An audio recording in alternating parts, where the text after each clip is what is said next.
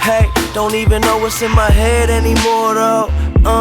Figured out I ain't gonna go to college league course, so fucking girls, but I never kept the door closed. Want you all to hear the way I put it in her torso. 975, man, Bootleg Kev. We got the homies. This is he's pretty much the biggest rapper on the planet right now. Not named Drake or Lil Wayne. Mac Miller. What's up, man? What's up, bro? Hey, man, is this the first time you've been in Las Vegas? It is, bro. Really? Yeah. Oh man, I know now why you took an off day on the tour. I know. Going in. I had to hook you up with the daiquiri. I know, we're getting the night started, Am I man. contributing to some illegal drinking right now? I feel like this is the start of the Hangover movie. Like, we drink these daiquiris, and I wake up, like, butt-ass naked on top of that speaker. I'm glad that I can set your night off right, man. Hopefully it'll be a memorable night. Dude, the album came out. It did, man. Blue Slide Park. Oh, you got it. I had to buy it, man. I had to buy it. You know what I'm saying? I had to go to Zia Records and cop my copy on Tuesday. Dude, I just read online that project you to be #1 on the charts, brother. I know, man. It's the first. If it happens, I don't want to jinx myself, but if it would happen that I hit #1, which the projections are saying that that's gonna happen, if I do hit #1, I'll be the first independent release #1 since Dog Pound. Dog Pound. I just read that. That's which crazy. would be crazy, dude. And that's the only other one ever. I wanted to ask you because, man, I know that everyone was trying to sign you, or is probably still trying to sign you. I know Drake had an opportunity to kind of do what you're doing. Wiz, you know, could have probably did something similar with his buzz. I mean, but you stuck with it. You're independent still. What made you, I guess, not sign and just, you know, keep it indie, man? Because how much cooler do I look right now? A lot cooler. You feel me, though? And your pockets are looking a lot cooler, too. A lot cooler, too. But, like, that's the thing, man. They are. I'm rich as fuck. No, but to be real, man, it's just, you know, cool to put on for the independent game right now because there's a lot of dope people making music who are independent artists. And you know, being that if we hit #1 and we're on top of the charts at an independent artist, then maybe, you know, that gives people the incentive to really look what the independent game has. You know, like there's a lot of people that are doing things independently. And the other thing is I'm trying to be a boss of my own shit, man. Like I want to be able to decide what goes down. Right. You know, I want to know everything. I want people to run things by me before they go out. I don't want to be part of a major label, sit there and wake up and there's like a whole line of, you know, Mac Miller baby bottles that I didn't even know was out. You know what I'm saying? No, I got you. So I'm just trying to, you know, really keep it within the family and have all my people have jobs and all that shit. So the projected numbers, I saw some numbers. I saw some tweets at 180,000 and I saw 100,000. Either way, it looks like you're gonna push over 100,000 units. Yeah, man. I mean, how crazy is that? I remember like seeing your the Kool-Aid and frozen pizza video on Rap Radar, and I was like, "Who is this white boy?" And now that was like what, a year and a half ago. It seems like. Yeah, it was. That came out in early August of 2010. So. Yeah, that was about a little bit over a year ago. And that was like that was pretty much your first like. No, man. Well, no, I'm saying, was that like your first major look on the blog? Oh yeah, no. The first when we put out La La La La. Oh, shit. By the way, it was Q's idea to add that extra la because he said everyone has La La La, so we needed 4 laws. Yeah, blasted out, and that was like when I first got on the blogs and. You know, people really started getting a look at me. But I have been putting out mixtapes for like forever. 3 years prior to that. That's what's up, man. Well, it's been a long journey. I know your fans are crazy loyal. They are, man. What do you attribute to that? I mean, I know I see you doing like the Ustreams, which I checked out the one where you were talking like, all right, if I sell, you did the pre-sale like if I pre-sale 25,000, you know, we gonna do this. If I think it was 100,000, we just put it out. Yeah, because if we hit 100, we didn't. But if we would have hit 100,000, it's like, yo, why not? Fuck it, like that's all. Yeah, put that out, man. Put it out. But y'all hit 25,000, right? Yeah, we hit. I think the final tally was like 41,000 pre-sales. Oh, yeah, which is crazy, man. Like that's like major artist numbers. Like the craziest part of everything is that the numbers and all the statistics shown. You know, you would think that there's a secret major label. but I put it on my grandpa's grave that there's no major help. Nothing. Because I have heard people say, "Oh no, Atlantic is low." Exactly. That's what I'm saying. Like they want to, because they don't understand, they want right? Discredit. Because they're like, oh, Mac Miller's whack, man. These other people are better, and why aren't they as poppin', you know? But it's like, man, look, man, we're independent.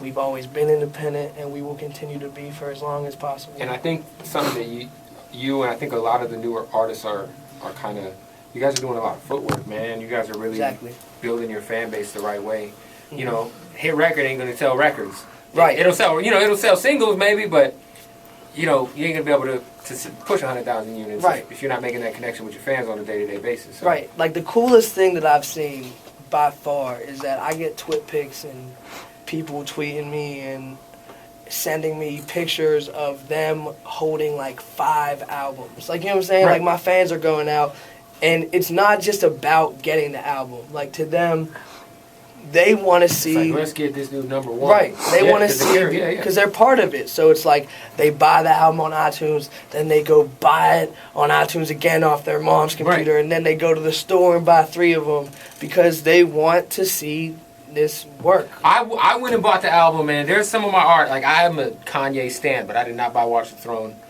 I like support. Like, I went and bought Tech Nine's album. Like, I was like, man, this is something special. So, I had to buy Blue Side Park, man. Because, this day, I don't see this happening for a long time. It's maybe crazy. Second album. Yes, right. Second album. It's dope.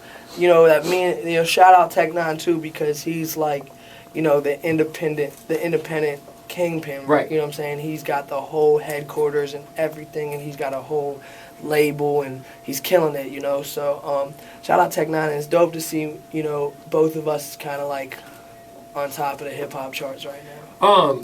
The thing that drew me to you, man, was I'm like a super hip hop head, man.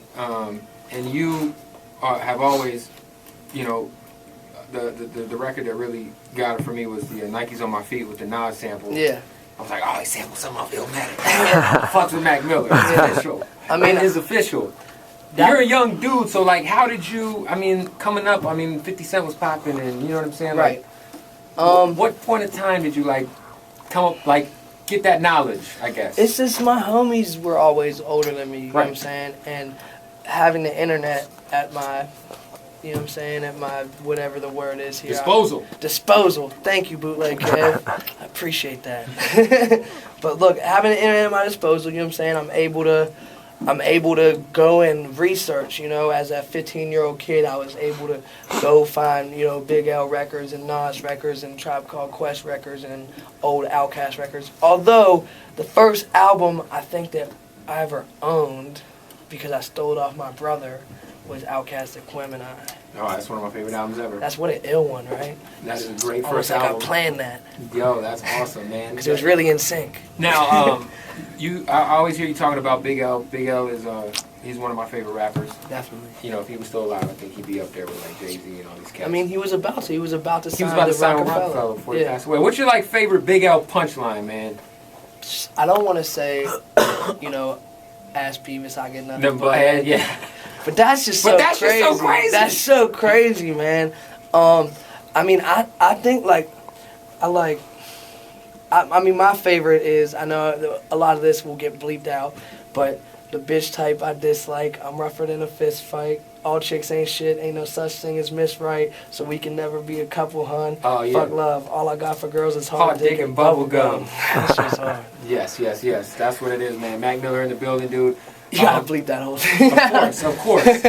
Yo, when I be cleaning up Big L records, when I first started doing my underground hip hop show, it was the most frustrating artist. Him and Freddie Gibbs, my God. They be cussing so much, man. Yeah, man. But I wanted to ask you, man, I saw you got real choked up, man, when you were doing the album release party. Yeah, that was weird, man. Hey, it's crazy, dude. You deserve, like I said, you've done a lot of footwork in the last year and a half. But it seems like you've blown up in such a small amount of time. Now, anytime that happens, is anybody asking you if you're a part of Illuminati yet? Have you gotten the application? Oh, of course. Everyone thinks I'm in the Illuminati, bro. They're like, look at the triangles on his album cover. He's Illuminati. Look at him in the Frick Park Market video. He holds the glass over his eye. He's Illuminati. Like, man, if I was in Illuminati, if you're successful in rap, right? Yeah. You're in the Illuminati. You can't just like have a tight street team and be going hard. You're in the Illuminati. No, I mean, if I was in the Illuminati, man, I would be pissed at them because I don't have enough to be, you know. If I was in the Illuminati, I'd expect like some Ferraris, a big mansion. We'd have jets. I don't got any of that yet, man. So if I was in the Illuminati, I would be in this interview with a fur coat and a cane and a pimp goblet. Beautiful. Hey, now we talked. You said earlier you were rich as fuck, which I definitely do not want to question. Have you made a big purchase yet, man? Now you're seeing real money. Yeah, I mean, I'm about to. I got a Benz. Okay. That was kind of ill. I got the E350. Okay. You know what I'm saying? It's a little something. But no, man, I'm not like the big crazy spending type dude. I like what eats my pockets is like spending money on like fun. You know what I'm saying? Like when we go to the club, like buying bottles for everyone and just like having a good time, like having hella crazy meals. But I don't really be spending too wild out here. Yeah, I think I would go broke out here. Yo, I have a feeling if y'all make it to the strip club while you're out here, they are legendary. Are they? Yes, the spearmint rhino. You have to. The spearmint rhino? Man. That sounds like a sex position. It is like the Olympics for chicks. Like the hottest chicks in the world are getting naked all in one place. That sounds good, man. Take us there. He said, take us there.